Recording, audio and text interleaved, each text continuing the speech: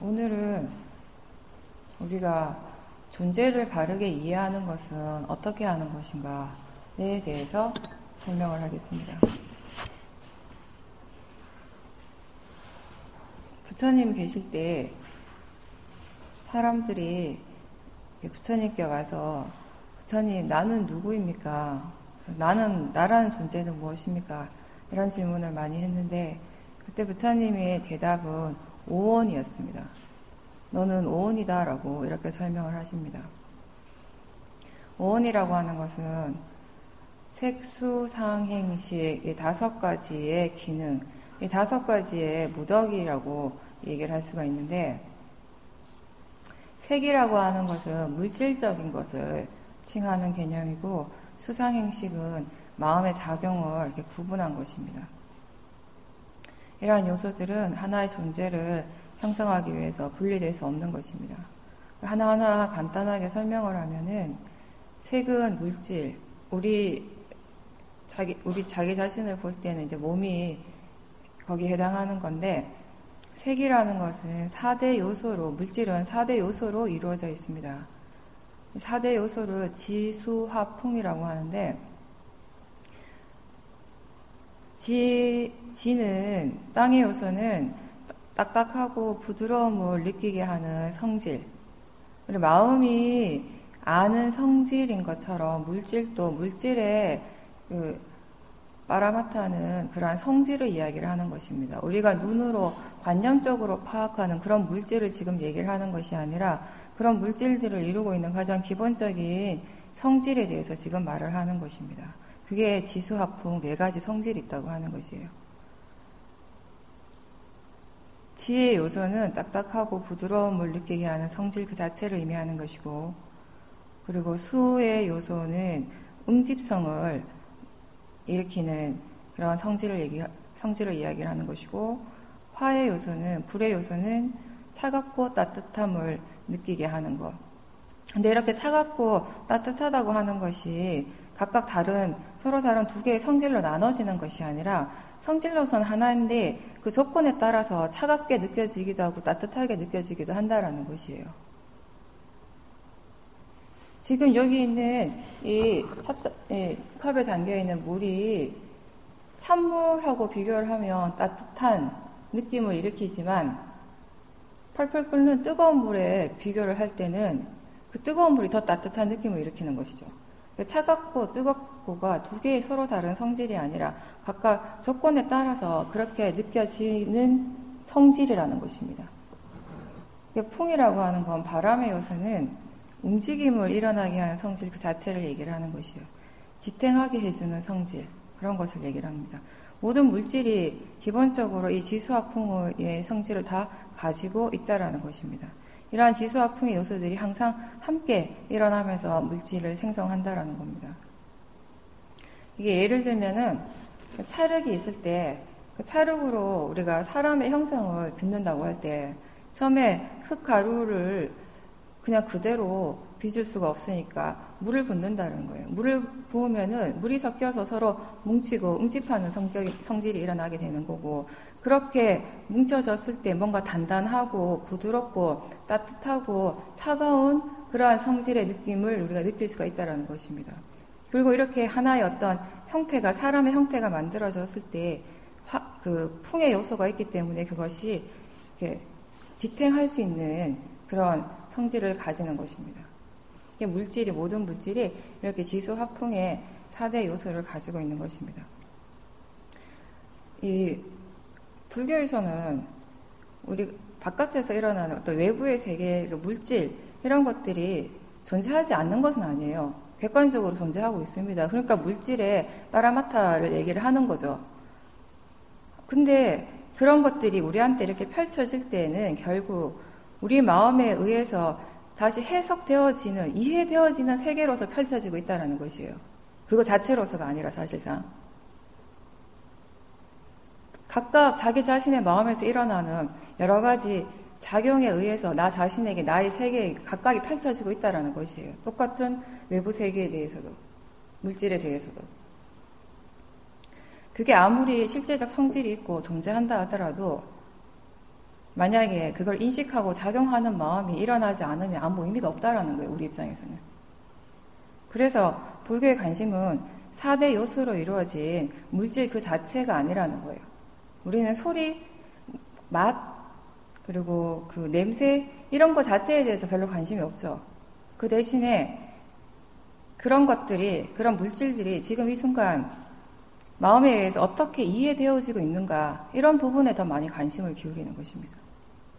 그래서 지금 알아지고 있는 것이 아니라 지금 아는 쪽에 항상 중점을 두고 있다는 것입니다. 그 인식하는 그 마음에 따라서 항상 달라지게 되어 있으니까 대상이라는 것이에요.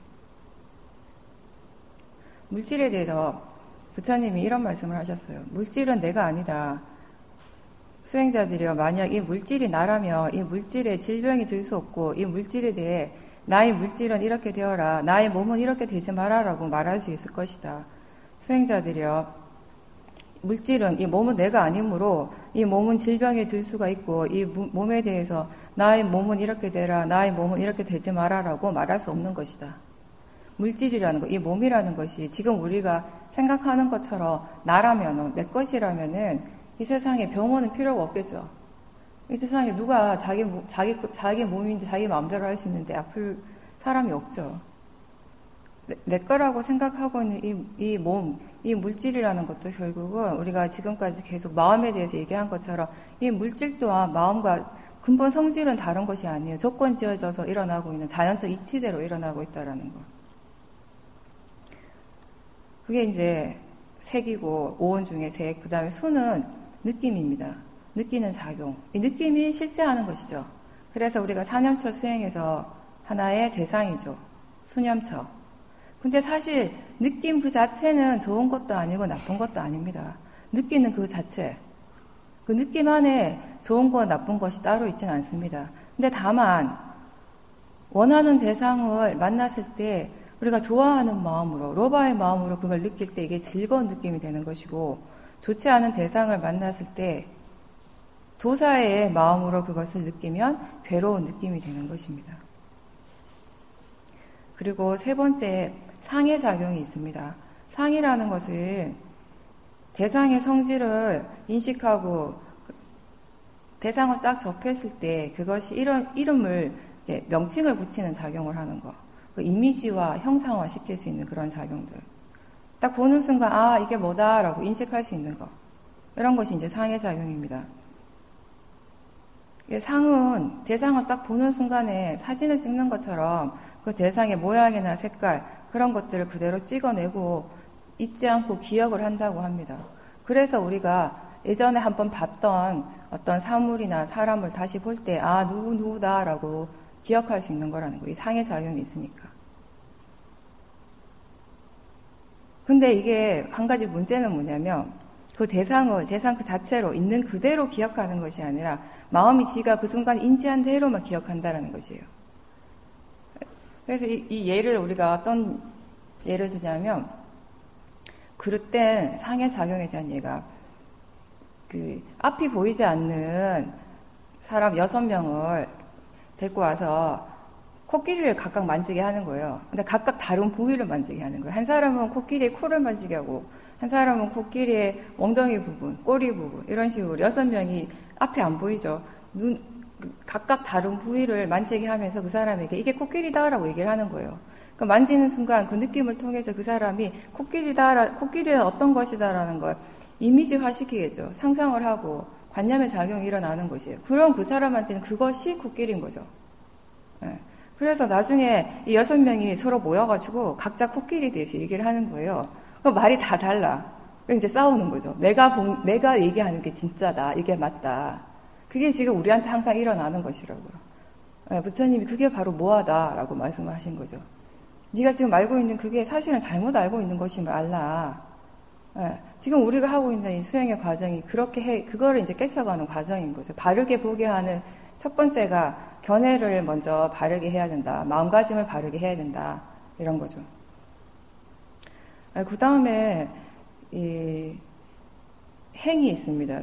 색수상행. 예. 행은 마음이 수많은 작용들이 일어나고 있는데 그 중에서 수하고 상하고 식이라는 것은 워낙 특별하기 때문에 따로 빼고 나머지 모든 마음에서 일어나는 모든 작용들을 행 안에 다 묶어버렸어요. 행이란 말로서 그냥 행 안에 다 이제 포함을 시키는 거죠.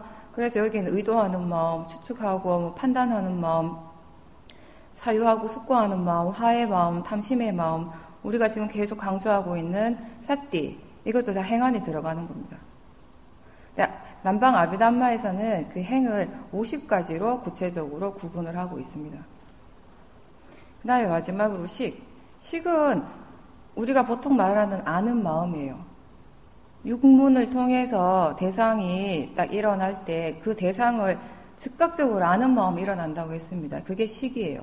눈을 통해서 일어날 때 안식, 귀를 통해서 일어날 때 이식. 그래서 대상을 안다라는 그 마음의 성질로서는 같은데 어떤 감각기관을 통해서 일어나는가에 따라서 서로 다른 6개의 이제 작용이 일어나는 거죠. 보는 작용, 듣는 작용, 느끼는 것, 생각하는 작용, 맛과 냄새를 아는 작용. 근데 이 식이라는 것은 그냥 대상이 있다라는 정도만 아는 마음이지, 그 대상을 알아차림할 때 이게 사람이다, 책상이다, 뭐 흰색이다, 가깝다, 멀다, 이렇게 인지하지는 못한다라는 것이에요. 그것은 마음이 일어날 때 수상행식, 색수상행식이 한꺼번에 같이 일어나고 대상을 딱 아는 마음이 인지를 하고 그 순간에 상해 작용이 일어나기 때문에 사람이구나, 흰색이구나, 빨간색이구나 이렇게 안다라는 거죠. 우리가 수행할 때 아는가라고 물어보라고 그랬잖아요. 이 아는가라고 했을 때는 대상을 바로 아는 마음, 이 식일 경우이기도 하고 또 때로는 항상 그런 것은 아니고 그건 각자 그때그때 마음에 따라 다른데 이 식을 알아차림할 때도 있고 또 많은 경우는 사실은 식이라기보다는 알아차리고 있는 그 자체 사티를 다시 사티하는 경우도 많습니다. 근데 둘 중에 어떤 거와도 상관없습니다. 그래서 마음이 일어나서 작용을 할 때 이 오온이 항상 함께 일어나는 거. 마음이라는 것이 일어나기 위해서 반드시 필요한 조건 중에 하나가 물질적인 토대가 있어야 된다는 것입니다. 그래서 안식이 일어나는 것이고, 그러니까 눈이라는 물질을 토대로 해서 일어나는 것, 그 다음에 귀라는 물질을 토대로 일어나는 게 이식이 되는 것이고, 비식이 있고, 설식이 있고, 신식이 있고, 이렇게 나눠지는 거예요. 생각의 토대를 우리가 의라고 얘기를 하는 거죠. 이렇게 이 물질이 마음이 일어나기 위한 토대로서 작용을 한다라는 것 또한 물질의 파라마타 성질 중에 하나입니다. 각각의 요소들이 지각각 자신의 일을 하면서 함께 어우러지면서 어떤 특정한 마음의 작용이 일어나게 되고 그때 우리가 지금 어떤 마음이 일어나구나 라고 알게 되는 것이에요. 근데 이제 계속 수행을 하면 마음을 점점점 더 미세하게 보는 사람들은 이 오온의 각각의 작용들도 볼 수 있게 되는 거죠. 아주 어려운 부분이긴 하지만. 그래서 부처님께서는 우리 인간이라는 것을 존재를 색수상행식 이 오온이 매 순간순간 조건지어져서 일어나는 것이다 라고 이렇게 말씀을 하시는 거예요. 거기에는 이 모든 것을 대표하는 어떤 실체로서의 나라는 존재가 따로 있는 것이 아니라 이런 모든 그냥 요소들이 각각의 요소들이 조건 지어져서 서로 관계하면서 일어나고 사라지는 이런 몸과 마음의 작용의 연속, 그것을 나라고 표현한다라고 이렇게 말씀을 하시는 거예요. 그러니까 존재라는 것을 어떤 하나의 고정된 실체로서 정의하는 것이 아니라 작용, 지금 일어나고 있는 일 그 자체로서 보는 것입니다. 근데 보통 우리가 일반적으로 존재라고 하면은 어떤 관념적으로 정해진 고정되어 있는 실체적인 어떤 모습이 있는 것이잖아요. 근데 우리는 그걸 불교에서는 그렇게 보지 않는다는 게 존재 자체를. 그냥 몸과 마음의 인과적인 작용이 계속 일어나고 있는 그 자체라는 거죠. 그래서 항상 하는 어떤 것은 없지만 작용은 계속 일어나고 있다 이거예요.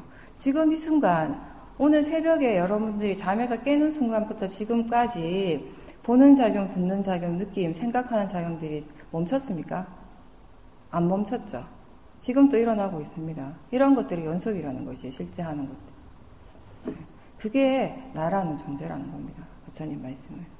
그러한 것들을 떠나서 따로 나라고 하는 것이 어디 가서 찾을 수 있는 것이 아니라고요.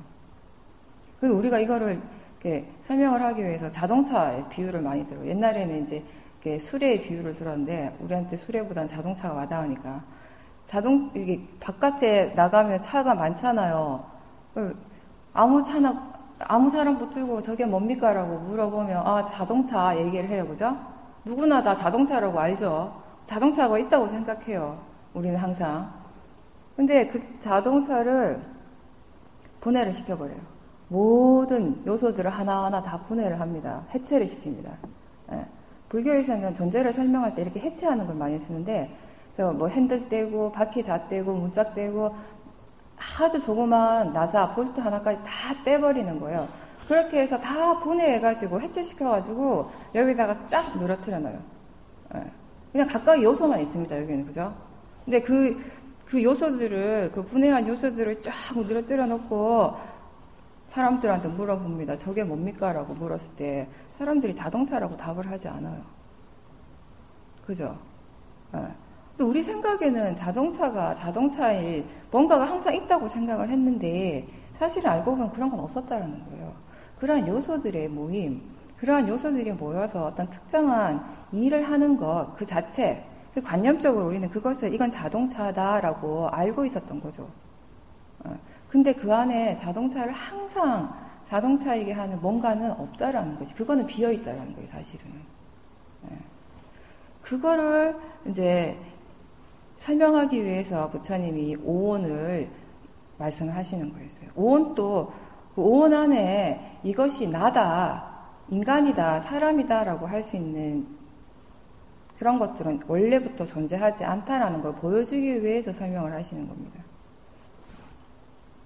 그런 그 요소들이, 각각의 요소들이 화합함으로 인해서 존재하지만 인연이 다해서 그 조건이 해체되면 더 이상 존재하지 않는다라는 것은 자동차뿐만 아니라 나에게도 속하는 얘기라는 것이에요.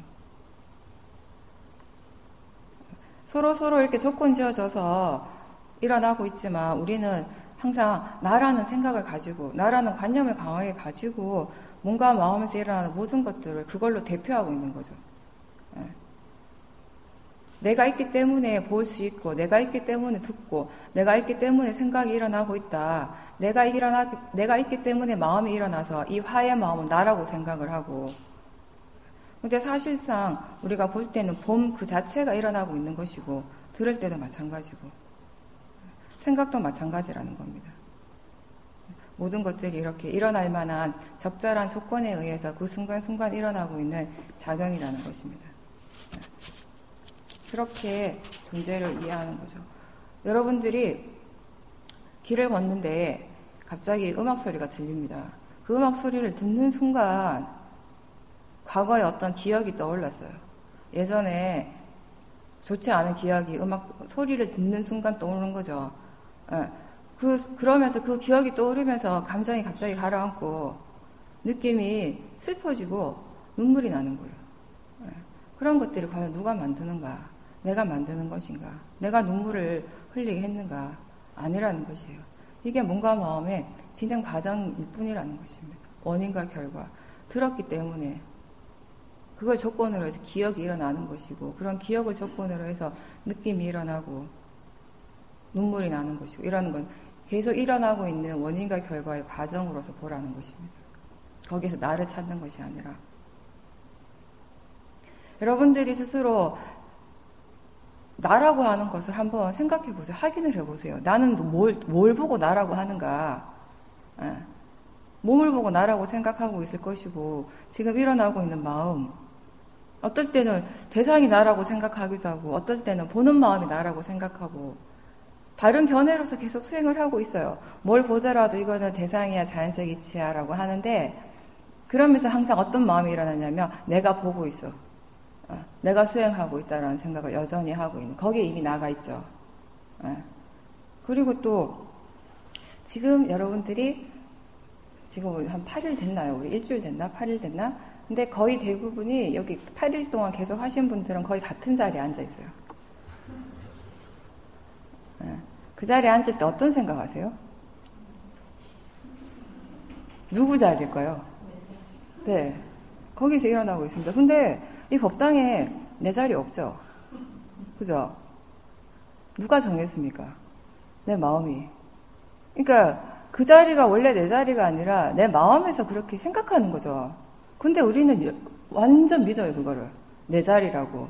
그러니까 그렇게 믿어버리니까 어떻게 되냐면 만약에 딴 사람이 그 자리에 앉아있는 거 보는 순간 기분이 안 좋아요. 왜 내 자리에 앉아있지? 꼭 자기 자리가 아닌데. 예. 그리고 내 자리라고 생각하면 마음이 편안해요. 그냥 괜히 그 자리에 앉으면 편안한 게 그런 관념들이 작용하기 때문에 그냥 그런 것이 아니라 그냥 편안한 게 아니라 우연히 그런 게 아니라 우리의 마음이 그런 작용들이 일어나고 있는데 다만 우리는 그걸 보지 못하는 거죠. 예전에 제가 미얀마에서 수행 처음 할 때 수행이 그때 잘 안 됐는데 막 열심히 하려고 애를 쓰고 있는데 어떤 걸 내가 발견했냐면 그 우기철이었어요. 우기철에 미얀마에서 하루에 뭐 수도 없이 비가 미친 듯이 막 내리거든요. 엄청 시끄러워요. 빗소리가. 그 지붕이 뭐 양철 같은 거라서 때리는 소리가 장난 아니에요. 근데 어느 순간 내가 뭘 발견했냐면은 비가 오는 날은 수행이 너무 잘 되는 거예요. 네. 그래서 그거를 아는 순간 비가 오는 거 이제 좋아하게 된 거예요. 예전에는 그전에는 비 오는 거 싫어했는데 비 오면 찝찝하고 뭐 옷도 젖고 무조건 싫었는데 비 오면 수행이 잘 되는구나 라고 생각하는 순간 비 오면 기분이 막 좋은 거예요. 그게 한참 갔죠. 항상 그걸 계속 믿고 있었고 근데 나중에 내가 뭘 알게 됐냐면은 비가 오는 날 빗소리가 너무 시끄러우니까 마음이 저절로 빗소리에 집중을 하고 있었던 거예요. 나도 모르게 이게 워낙 그게 강하니까 소리가 다른 건 다 고요한데 그 소리만 강하게 일어나니까 마음이 거기 확 꽂히는 거죠. 하나의 대상에 확 꽂혀가지고 거기 집중하고 있으니까 편안하고 고요하죠. 그러니까 그 상태를 수행이 잘 된다고 생각한 거죠, 그때는. 예. 그때는 수행을 이해하기 위해서 하는 것이 아니라 마음을 고요하게 하기 위해서 하고 있었으니까. 그러니까 완전히 모아가 지 혼자 막 만들어낸 거잖아요. 혼자서 생각한 건데 마음의 작용이 있는 그대로 보지 못하니까 그걸 믿어버리는 거예요. 예. 그게 진짜라고 생각하고 계속 오랫동안 산 거죠. 그러면 어떤 특정한 것에 대해서 집착하는 마음이 자연스럽게 일어나요. 뭔가 좋아하게 되고 비가 오는 걸 좋아하게 되면은 그 좋아하는 마음도 탐심이지만 그러면 그렇지 않을 때 일어나는 마음은 도사의 마음이 일어나는 거예요. 그런 조건이 갖춰지지 않을 때는. 그게 이제 반복이 되는 거죠. 그러니까 항상 우리가 나라고 생각하고 내 거라고 생각하고 그런 것을 믿는 그 자체가 그 뭐하거든요, 사실. 그렇게 믿을 때 하고 그 마음이 일어나더라도 그 마음을 믿지 않을 때 그 반응이 확실히 다르다라는 것이에요. 나는 이거를 설명하는데 가장 좋은 게 똥이라고 생각해요. 왜냐하면은 다른 걸 생각해봤는데 난 생각이 안 나서 이 공중 화장실에 갔는데 문 열고 딱 들어갔는데 누가 이렇게 한 번 이렇게 사놓고 갔어요. 보는 순간 기분 좋은 사람 없죠. 냄새 맡는 순간 불쾌하고 보기도 싫고 엄청 기분 안 좋아요. 근데 내 똥은 괜찮아요. 진짜로. 네. 일부러 보기도 해요. 그게 똥은 똥이잖아요, 그죠? 근데 내 거라고 생각할 때하고 아닐 때하고 그렇게 차이가 많이 난다고요. 네. 근데 사실은 어떤 것도 거기 내 것은 없었거든요. 그 또한 우리가 마음에 만든 거지. 마음에 만들었기 때문에 또 거기에 따라서 좋아하는 거, 싫어하는 것이 자연스럽게 같이 일어나고 있다라는 거. 그런 걸 계속 보는 거 우리가 마음을 보는 것이에요. 다른 게 아니라. 이런 어떤 생각을 가지고 이런 생각을 믿을 때 마음이 어떤 식으로 진행하고 그걸 믿지 않을 때 마음이 어떻게 진행하는가 이런 걸 다 보고 비교할 수 있을 때 거기에서 진짜 지혜가 일어나는 거죠. 우리는 일상에서 이렇게 실제로 일어나고 있는 현상들에 대해서는 별로 관심 없고 그냥 이미 관념화되어 있는 거, 마음이 이미 이렇게 정해놓은 거, 판단 내려놓은 거 이런 것들을 기반으로 해서 계속 그런 것들과 함께 일어난 느낌, 생각 이런 거에 더 집중하고 그 의미를 점점 더 강화하고 확대시키는 쪽으로 계속 살아가고 있는 거예요. 그러므로 해서 이 모하의 마음, 어리석음이 점점 더 견고해지는 거죠. 그래서 이 각각의 요소들이 서로 조건 지어서 일어나고 있는 것이다. 거기 안에는 나라고 할 수 있는 어떤 절대적인 존재는 고정된 어떤 불변의 실체는 없다라고 하는 거. 그게 이제 그 세상에 존재하는 모든 것들의 존재하는 이치라고 했어요. 그걸 우리가 한마디로 영기라고 설명한다고 했습니다. 우리 몸과 마음, 이 마음과 대상도 항상 연기하고 있습니다. 그래서 내가 뭔가를 딱 보는 순간에 눈이 갑자기 막 커져요. 또는 갑자기 웃는 거예요. 냄새가 나는데 그냥 코를 막 막습니다.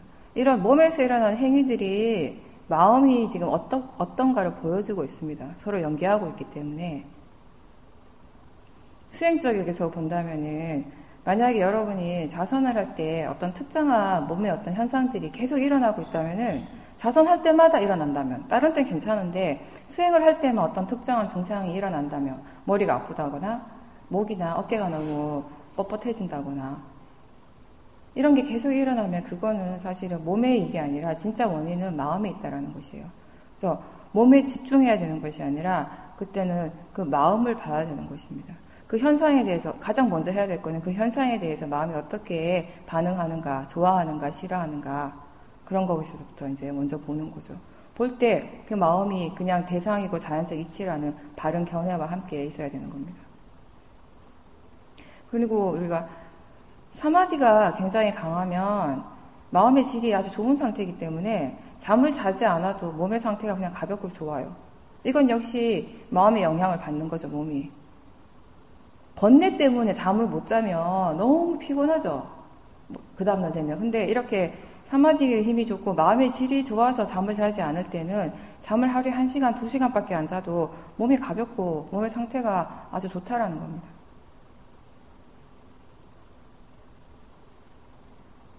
그러니까 우리가 평상시에 잠을 못 잘 때 그때는 분명히 마음이 뭔가 편안하지 않으니까 잠이 오지 않는 것이거든요. 근데 자꾸 잠을 자야 된다는 생각이 또 다른 번뇌를 또 만들고 있어요.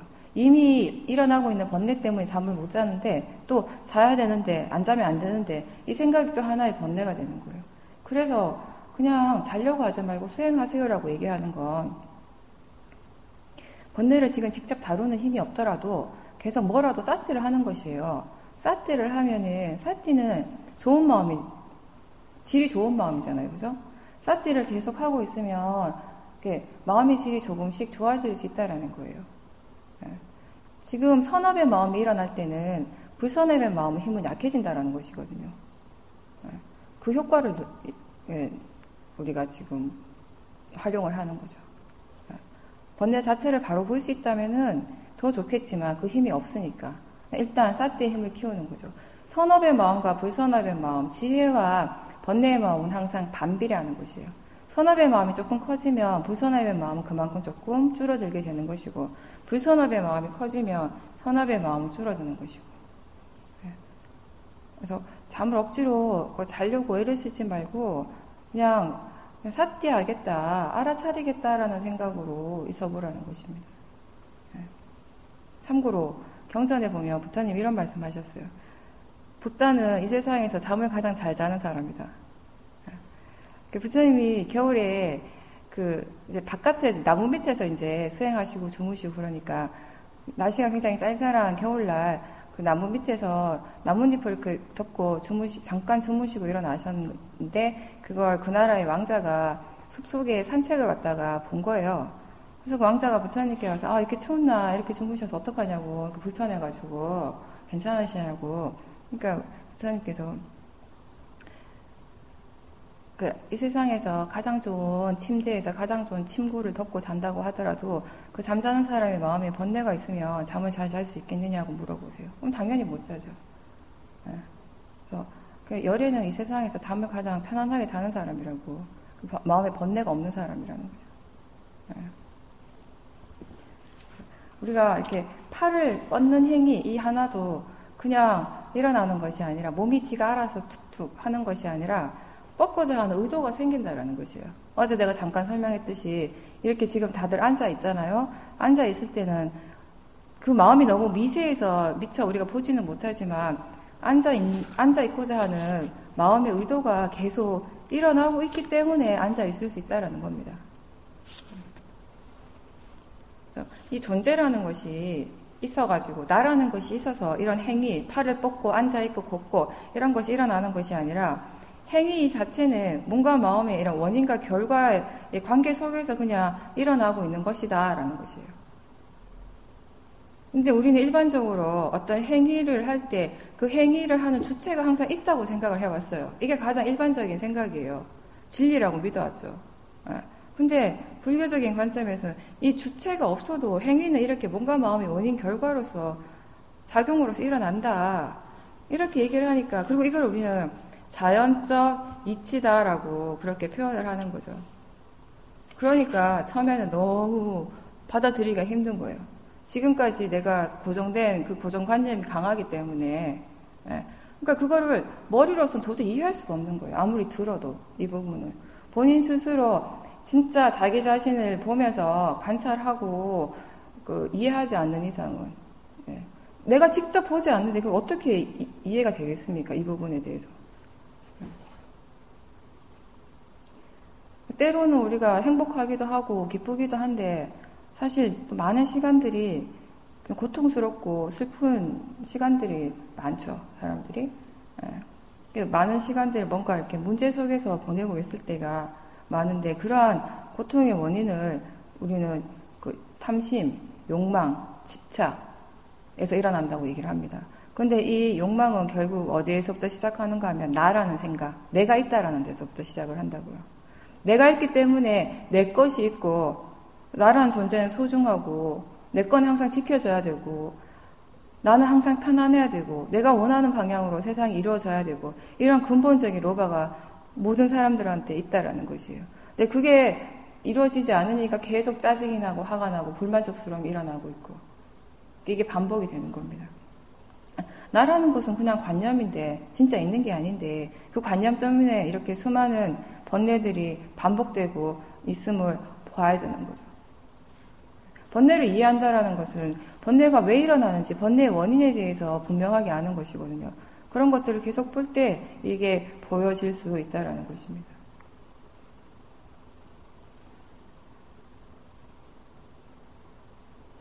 마음을 계속 이렇게 지켜보면은 수많은 마음들이 계속 일어납니다. 한순간에도 수많은 것들이 일어나요. 이걸 원했다가 저걸 원했다가, 어떤 한 사람을 좋아했다가 싫어했다가, 그 많은 마음들이 다 나라고 생각을 하면 나는 진짜 이상한 사람이에요. 제정신이 아닌 사람이에요, 진짜로. 그죠? 한순간에도 서로 다른 마음이 막 일어나고 있잖아요. 그럼 도대체 어떤 게 진짜예요? 그게 나면 나는 진짜 정말 이상하죠. 정상이 아니죠. 근데 그런 모든 마음들이 각각, 각각 조건 따라 일어나고 있다라고 알면은 전혀 이상할 게 없죠. 그렇게 보라는 겁니다. 내 마음이 아니라 자연적 이치로 일어나는 대상으로 볼 때 탐심의 마음이 줄어들 것이고, 그리고 이 순간에 어떤 것이 정말 이익이 있는지, 진짜 필요한 건지를 우리가 잘 알 수 있게 되는 것입니다. 그런 것들을 바탕으로 해서 매 순간순간 지금보다는 좀 더 지혜로운 선택을 할 수 있게 되는 겁니다. 그냥 이루어지는 것이 아니라 그렇게 조건이 갖추어질 때. 그래서 무아를 이해하려고 하면 너무 어려운데, 그 대신에 지금 현재 실제로 일어나고 있는 것을 자연적 이치다라는 견해로 지켜보면서 우리가 원인과 결과를 조금씩 이해할 수는 있습니다. 그것이 바로 실제하는 법의 성품을 이해하는 것이고, 이렇게 원인과 결과를 이해하는 지혜가 바로 무아를 이해하는 것입니다. 이게 서로 다른 것이 아닙니다. 뭔가 이해했을 때 보통은 우리가 이해라고 하는 것은 결과에 치중하는 거예요. 어떤 결과를 아는 것을 얘기를 하는데, 수행적인 이해라는 것은 결과만을 말하는 것이 아니라 원인과 결과를 함께 아는 것입니다. 항상. 그럴 때 우리가 이해했다라고 할 수 있는 겁니다. 대상을 아는 것에서부터 시작을 해서 그때 작용하는 마음, 알아차리는 마음, 이러한 것들이 다 대상도 마음도 자연적인 법의 성품이다라는 것, 자연적 이치이다라는 것을 이해할 때 그 순간에 우리가 무아를 이해하는 것입니다.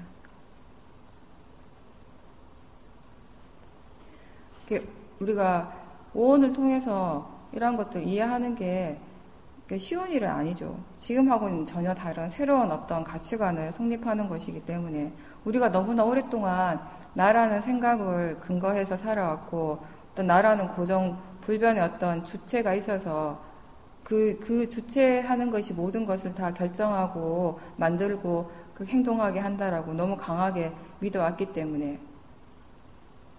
근데 결국 이런 믿음은, 나라는 관념을 강하게 하는 그런 믿음은, 나라는 것이 있으면 항상 상대가 있게 되죠. 상대라는 관념이 나에서부터 일어나는 것이잖아요. 그죠? 내가 아닌 것이 상대잖아요. 그죠? 그러니까 나라는 관념이 강하면 이런 나와 너를 이렇게 구분하는 이분법적인 사고도 강해질 수밖에 없다라는 것이에요. 거기에서부터 우리가 많은 갈등하고 대립들이 일어나는 것이에요.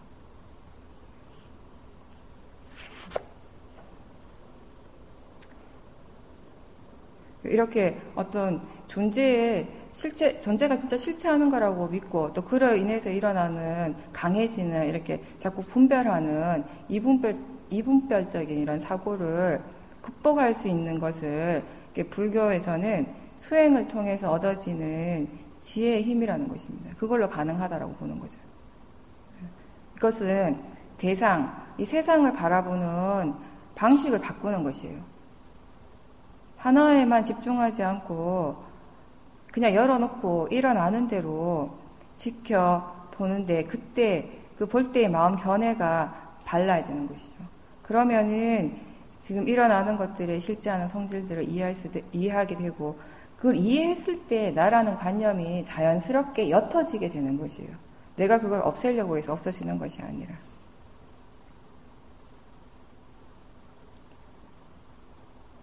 뭔가 변화하지 않는 어떤 고정된 실체를 딱 정해놔 버리면은 그런 것이 있다라고 한다면은 사실상 우리가 지금 수행하는 노력이 별로 필요가 없는 거예요.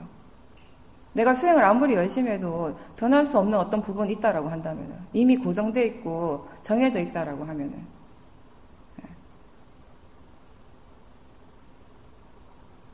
그러면 지금 내가 하고 있는 이런 노력과는 아무 상관없이 나는 항상 어떤 과거에서 벗어날 수 없는 존재가 되는 것이니까. 그죠? 아무리 그러면 수행을 해도 나의 고통은 결국 제거되지 않는다라는 의미가 되는 거예요, 그거는. 물론, 과거가 현재에 영향을 미치기는 하지만 그게 100% 절대적인 건 아니라는 것이에요. 그게 다는 아니라는 것입니다. 지금 현재에서 우리는 항상 새로운 선택을 할 수 있습니다. 수행하지 않으면 과거로부터 축적된 그런 결과가 당연히 크게 영향을 미치겠지만 수행을 하면서 우리가 이 세상을 바라보는 시선, 시각, 이 관점이 새로 일어나게 되는 거죠. 그게 우리가 지혜라고 얘기를 하는데 그게 꼭 수혜뿐만 아니라 하더라도 문해와 사회도 역시 우리가 지금 이 순간 과거와는 다른 새로운 선택을 할 수 있도록 도와주는 것이에요. 그렇게 해서 과거의 영향에서부터 많이 벗어날 수 있게 되는 것입니다.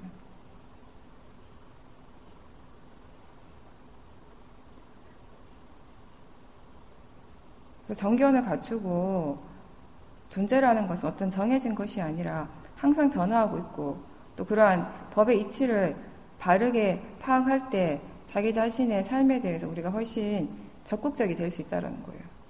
노력을 하게 된다는 거예요, 자연스럽게. 법의 이치라는 것은 원인과 결과라고 했죠. 이 조건 따라서 결과가 온다라는 것입니다. 그럼 무슨 말인가 하면은 조건이 달라지면 결과도 바뀐다라는 거죠. 그래서 제가 첫날 얘기를 했어요. 수행이라는 것은 우리의 마음의 조건을 바꾸는 일을 하는 것이다라고. 이런 의미입니다. 수행을 통해서 우리의 마음을 조건을 바꿔가는 거예요. 그럼 다른 결과가 온다라는 것이에요. 지금까지 번뇌로서 하던 일을 지혜로서 할 수 있게 해주는 것이라는 거죠. 번뇌로서 하던 일을 지혜로서 할 때 그 결과는 엄청난 차이가 있게 되는 겁니다. 그래서 제가 첫날 수행의 어떤 의미는 조건을 바꿔가는 일이다. 새로운 조건을 만드는 일이다. 라고 그렇게 표현을 했습니다.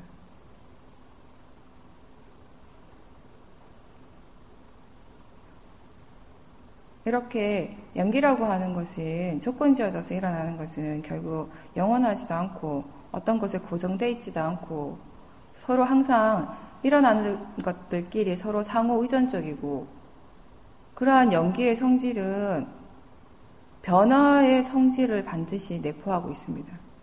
조건이 달라지면 달라지는 거잖아요. 변화하는 거죠. 이러한 변화의 성질을 부처님께서는 무상이라고 하셨어요. 대상의 성질도 무상하고 그것을 아는 마음의 성질 또한 무상합니다. 그래서 내가 지금 이 대상을 보기 때문에 대상이 사라지는 것은 아닙니다. 내가 안 봐도 한번 일어난 대상은 반드시 사라지게 되어 있다. 그게 무상의 성질이에요. 근데 내가 보니까 대상이 사라졌다라고 알면 바르게 이해한 것이 아니라는 것이죠. 우리가 이해해야 될 것은, 우리가 해야 될 것은 그 대상을 없애는 것이 아니라 그 대상의 무상한 성질, 그렇게 지켜보는 마음의 무상한 성질에 대해서 이해하는 거죠. 불교에서 말하는 무상은 보통 우리가 일반적으로 말하는 그런 무상하고는 의미가 많이 다르죠. 보통 우리가 삶을 살면서 무상하다라고 얘기를 하면 이건 뭐예요? 뭔가 허무한 걸 얘기를 하죠. 세월이 무상하다. 그죠? 예. 낙엽 지고 흰머리 생기고 이러면 무상하다 진짜. 삶이 무상하고. 그런 의미하고는 전혀 다르죠. 이 나무가 낙엽이 떨어질 때만 무상한 게 아니에요. 이 나무가 한여름에 굉장히 무성했죠. 예, 초록 잎들이 아주 무성했죠.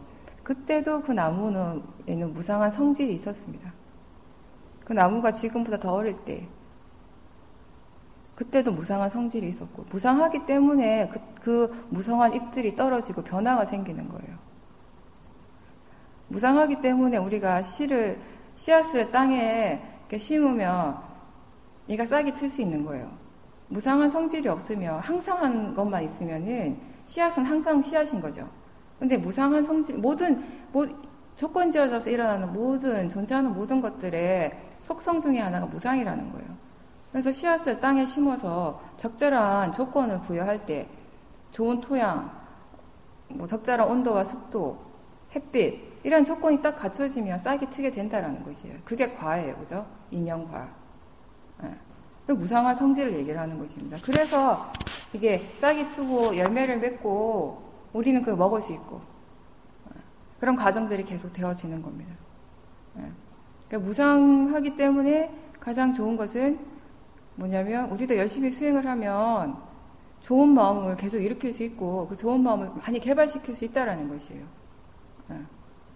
무상하기 때문에 우리도 열심히 하면 부처가 될 수 있다. 불교는 그걸 얘기를 하잖아요. 누구나 다 깨달을 수 있다라는 가능성이 여기에서 나오는 건 무상한 성질에서 나오는 것입니다.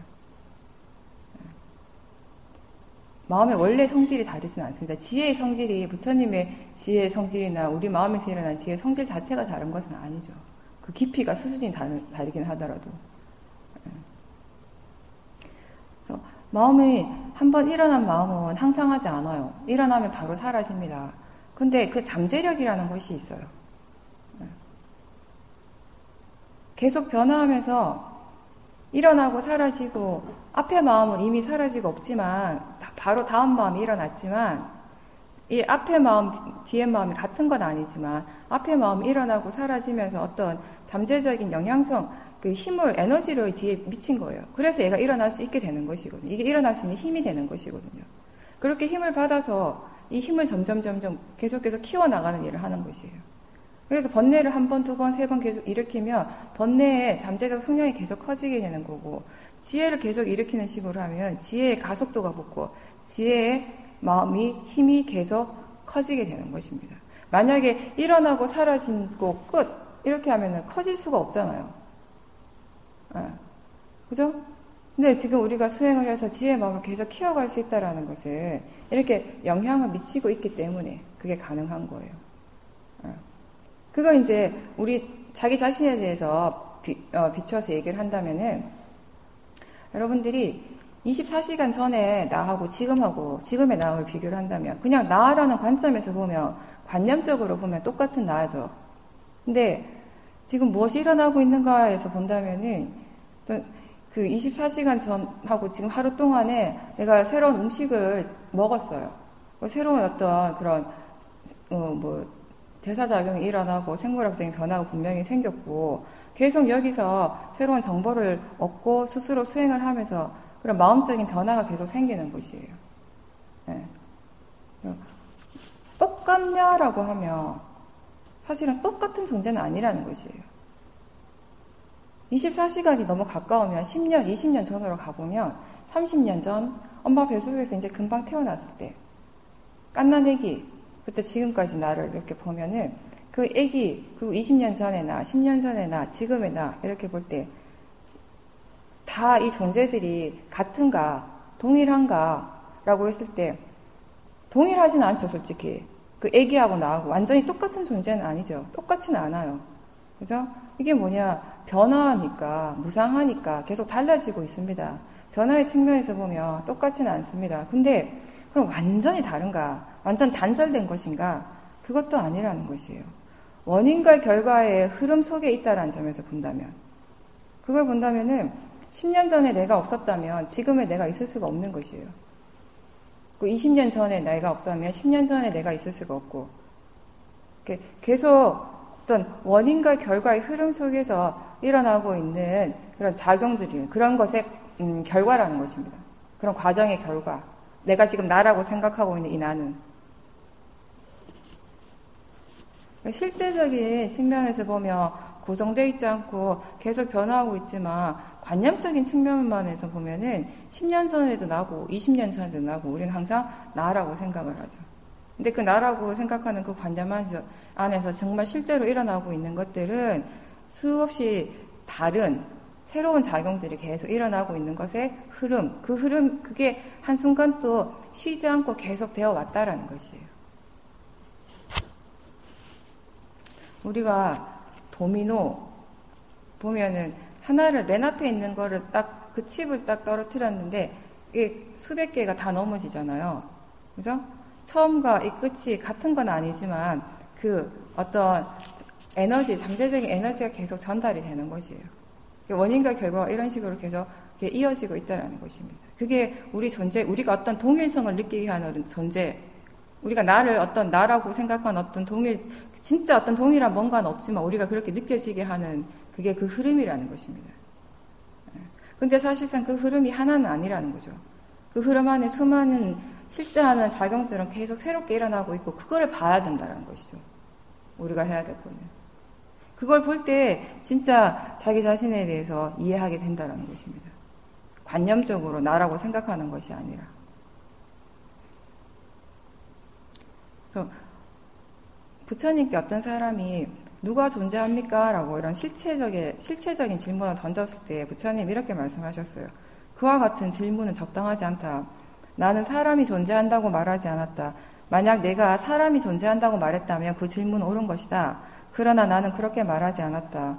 그러므로 그와 같이 말하지 않은 나에게 오로지 세존이시여 무엇을 조건으로 존재가 생겨납니까? 라고 물어야 한다. 그것이 올바른 질문이다. 그것에 대한 올바른 답은 이와 같다. 취착을 조건으로 존재가 생겨나고 존재를 조건으로 태어남이 생겨난다. 우리가 이 세상에 이렇게 태어나는 것 또한 그냥 우연히 벌어지는 것이 아니라 누가 이렇게 만든 것이 아니라 그 또한 조건지어져서 일어나는 건데, 그걸 가장 근본적인 조건을, 원인을 우리는 그 집착에 둔다라는 것입니다. 그래서 누가 괴로운가, 내가 괴롭다 이렇게 보는 것이 아니라 무엇을 조건으로 지금 이 괴로운 마음이 일어나고 있는가, 이 괴로운 느낌이 일어나고 있는가 이렇게 보는 거죠. 그것에 대한 이해가 원인 결과를 이해하는 것이에요.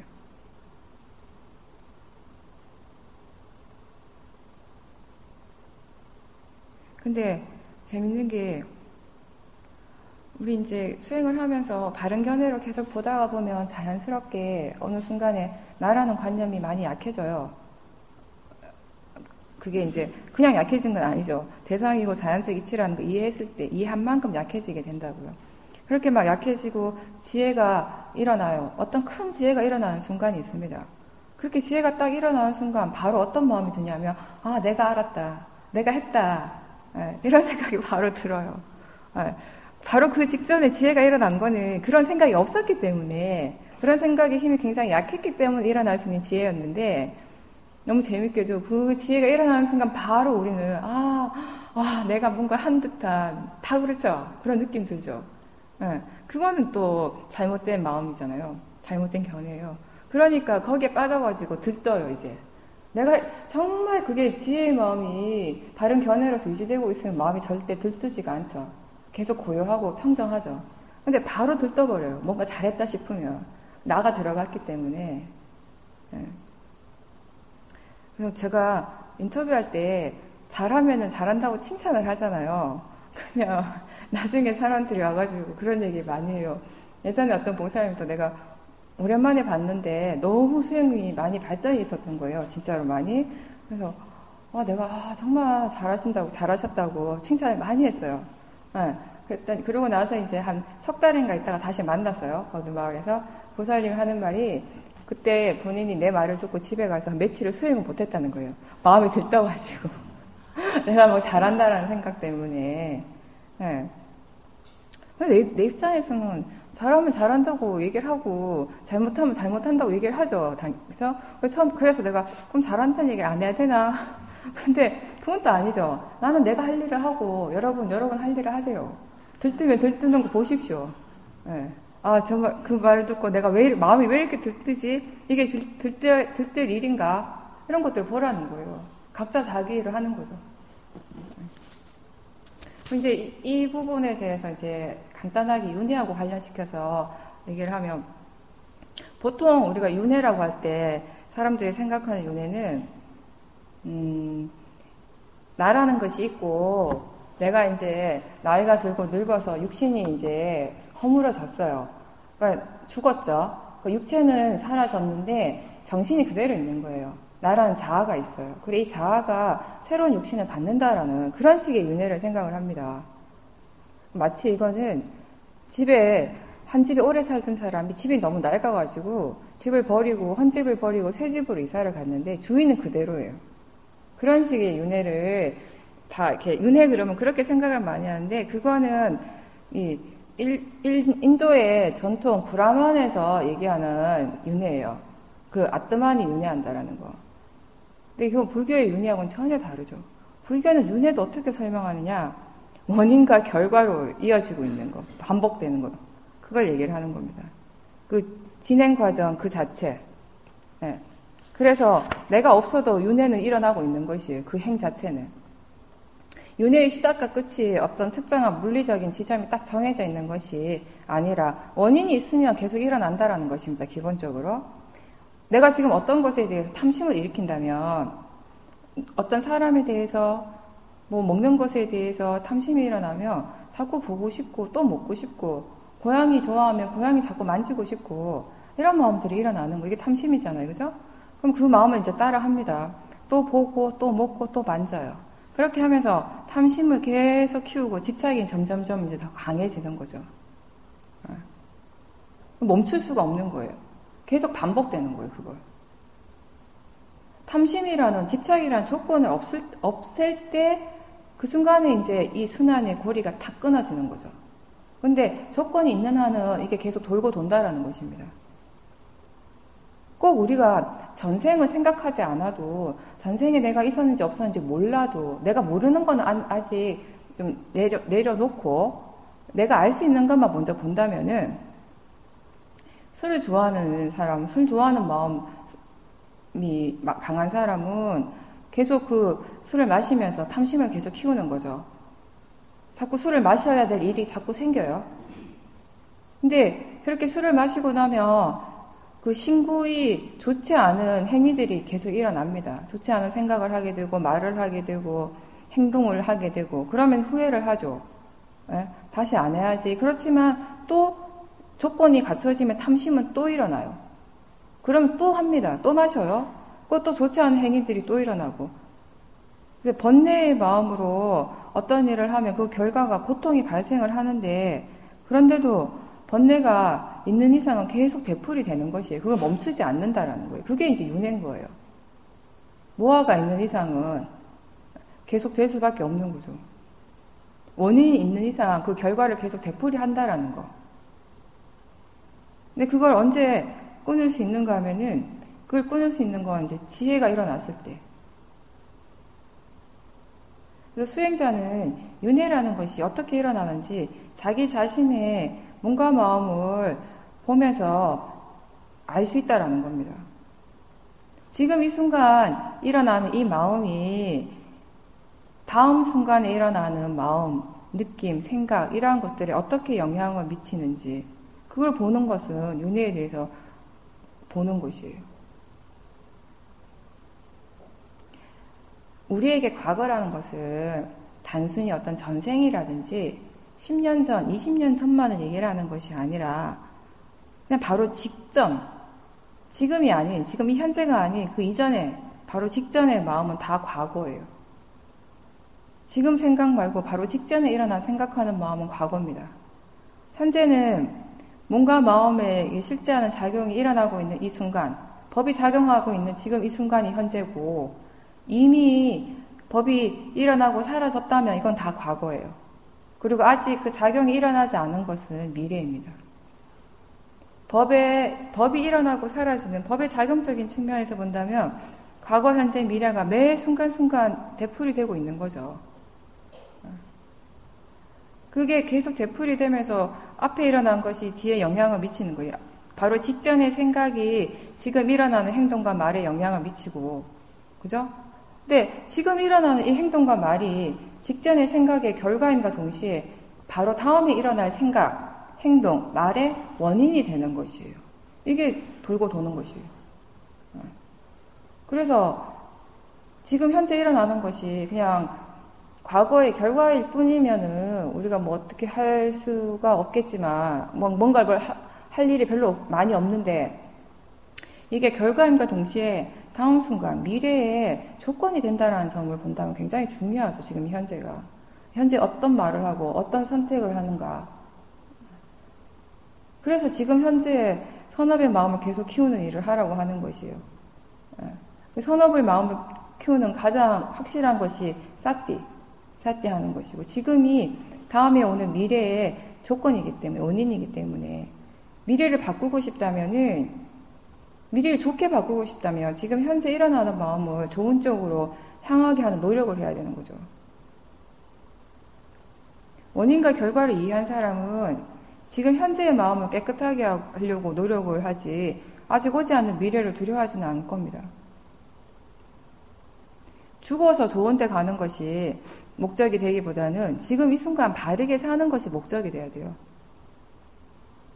그러면 자연스럽게 지금 현재 항상 깨어 있으려고 하는 노력을 하지 않을 수가 없는 거죠. 수행도 마찬가지. 내일부터 잘해야지. 이게 아니라 내일 더 열심히 하고 내일 잘해야지 이게 아니라 지금 수행하고자 해야 된다는 거예요. 내일 정말 수행을 잘하려면은 지금 내가 수행을 하고 있어야지 그게 가능한 거라는 것이에요. 이런 것들이 그냥 관념적으로가 아니라 원인과 결과를 이해하며 이런 생각, 이런 마음들이 자연스럽게 자주자주 일어나요. 자기 자신에게. 그러면서 자기가 본인이 스스로 변화하는 거죠.